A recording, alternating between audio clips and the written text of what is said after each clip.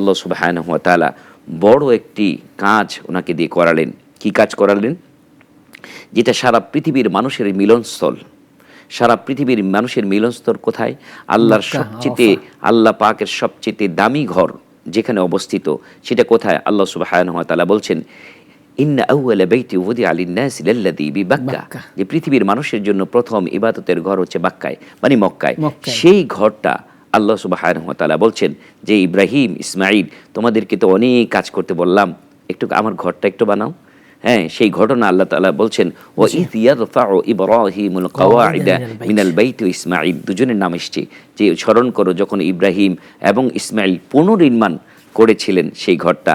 এই নির্মাণ করতে গিয়ে আল্লাহু আকবার, বাপ বেটা, একজন উস্তাগার, একজন মিস্ত্রি, দুজনে ইট, বালু, সিমেন্ট, পাথর এনে এনে ইব্রাহিম আলাইহিস সালাম গাঁথতেন। যখন অনেকটা উঁচু হয়ে গেল, তখন উপরে উঠতে পারছে না, তখন ইব্রাহিম আলাইহিস সালামকে আল্লাহ তাআলা নির্দেশ করলেন, তোমাকে যে পাথরটি জান্নাত থেকে দেওয়া হয়েছিল সেই পাথরে তুমি দাঁড়িয়ে যাও।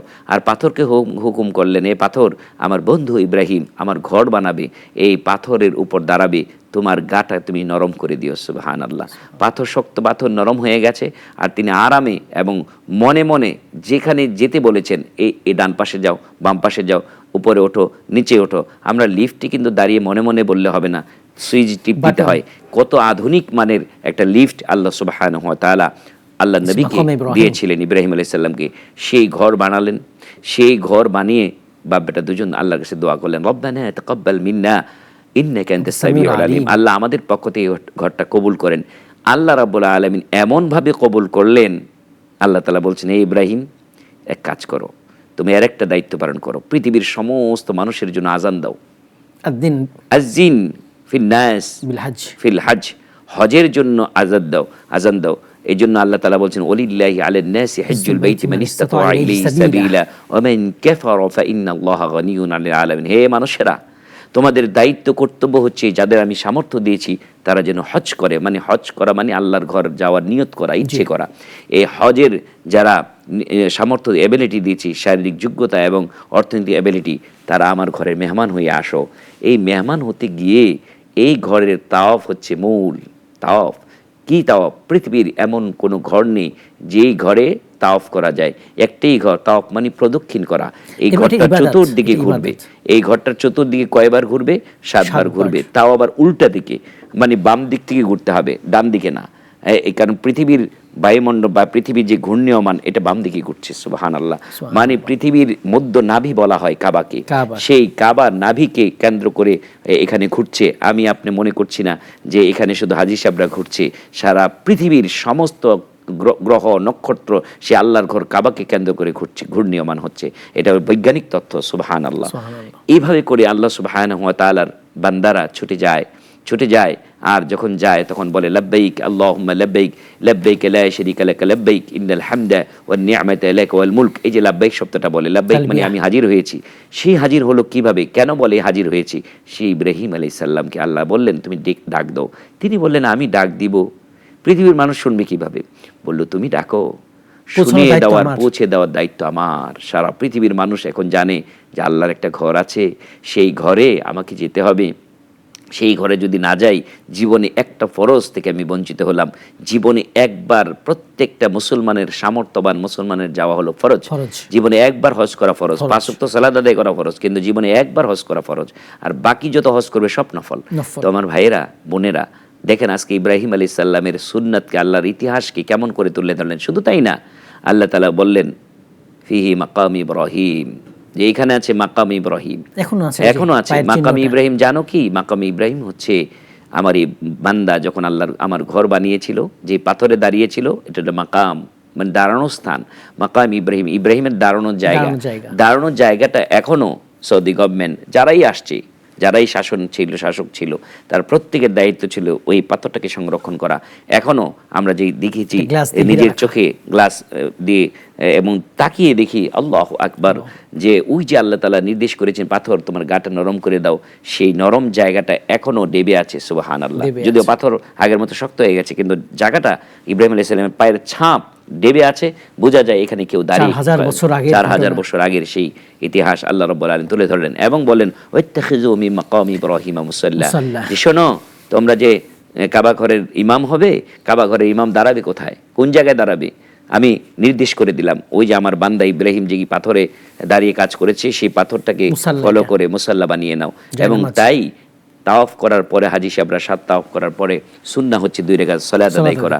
সেটা হচ্ছে মাকামে ইব্রাহিমকে সামনে রেখে, কাবা ঘরের মাঝখানে সামনে রেখে, তারপরে কাবা ঘরকে কেন্দ্র করে এই এরিয়ার ভিতরে সুন্নাহটা আদায় করা। সুবহানাল্লাহ। সূরা ইখলাস, সূরা কাফিরুন, এই 2টা সূরা দিয়ে এই সালাতটা আদায় করতে হয়। এই যে দেখেন এখানে কাবা ঘরে যারা যাচ্ছে, এটা ইব্রাহিম আলাইহিস সালামের সুন্নাহ। আরাফার ময়দান ইব্রাহিম আলাইহিস সালামের সুন্নাহ। মিনা প্রান্তরে যে ছেলেকে কুরবানি দিয়েছিল, সেই শয়তান যে বারবার তাকে ধোঁকা দিয়েছিল, যে বলেছিল তুমি কি জানো তোমার বাবা তোমাকে কোথায় নিয়ে যাচ্ছে? কেন জানবো না, আমাকে হয়তো কোনো বেড়াতে নিয়ে যাচ্ছে, কয় না তোমাকে জবাই করতে নিয়ে যাচ্ছে। জবাই করতে নিয়ে যাচ্ছে মানে সত্যি সত্যি? হ্যাঁ জবাই নিয়ে। তো কেন আমাকে জবাই করবে? বলছে এটা আল্লাহর হুকুম। তাহলে তখন শয়তানের উত্তর বলছে যদি আল্লাহরই হুকুম হয় তাহলে তো আমার কোনো আপত্তি নেই। সুবহানাল্লাহ। হ্যাঁ, তখন বলেছিল বাবা আমাকে কে জানে এরকম এরকম বলছে। তখন বলছে তুমি একটু কঙ্কর নিয়ে তাকে তাড়িয়ে দাও, এটা শয়তান। এই যে যে সুন্নাহগুলো, হ্যাঁ সেটা এখনো চালু আছে। হ্যাঁ, জামারা একাবার, ছোট, মেজু এবং বড় 3টে জামারাতে, ওস্তা, কোবরা, সোগরা, এবং এই 3টে জামারাতে হাজি সাহেবরা পাথর নিক্ষেপ করে। এগুলি কার সুন্নত, এগুলি কার ইতিহাস? আপনি হজের মধ্যে সমস্ত ইতিহাস হচ্ছে ইব্রাহিম আলাইহিস সালামের। মানে এবং কি দেখেন ইব্রাহিম আলাইহিস সালামকে আল্লাহ রাব্বুল আলামিন সারা পৃথিবীর মানুষের মুখে মুখে প্রতি ওয়াক্ত সালাতের মধ্যে আমাদের নবী, শ্রেষ্ঠ নবীর জন্য দোয়ার শিক্ষা এইভাবে দিয়েছেন। হ্যাঁ, আল্লাহুম্মা সাল্লি আলা মুহাম্মদ ওয়া আলা আলি মুহাম্মদ কামা সাল্লাইতা আলা ইব্রাহিম ওয়া আলা আলি ইব্রাহিম ইন্নাকা হামিদুম মাজিদ। হে আল্লাহ, আমার নবীকে তুমি শান্তি দাও, আমার নবীর পরিবারকে তুমি শান্তি দাও। কেমন করে? যেমন করে ইব্রাহিম আলাইহিস সালামকে তুমি শান্তি দিয়েছিলে, তার পরিবার পরিবারের উপর তুমি শান্তি দিয়েছিলে। হ্যাঁ, কামা বারাকতা আলা ইব্রাহিম, ইব্রাহিমের উপর তুমি বরকত যেমন দিয়েছিলে, আমার নবীর উপর আল্লাহুম্মা বারিক আলা মুহাম্মদ ওয়া আলা আলি মুহাম্মদ, আমার নবীর উপর তুমি বরকত দাও।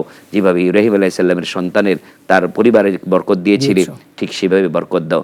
এইভাবে করে কিন্তু আমরা কন্টিনিউ সালাতের মধ্যে, প্রতি ওয়াক্তে সালাতের মধ্যে, নফল, সুন্নত, ফরজ সব সালাতের মধ্যে, রাতের তাহাজ্জুদের সালাতের মধ্যে দেখেন এই ইব্রাহিম, দুরুদ ইব্রাহিমের বিকল্প কিন্তু অনেক দুরুদ আছে, অনেক সহিহ রাওয়ায়াতে অনেক রকম দুরুদ আছে, কিন্তু সালাতের মধ্যে কিন্তু এই দুরুদটাই রাসূল করিম সাল্লাল্লাহু আলাইহি সাল্লাম নির্দিষ্ট করেছেন এবং সাহাবায়ে আজমাইন বলা হয়েছে, শ্রেষ্ঠ দুরুদ বলা হয়েছে।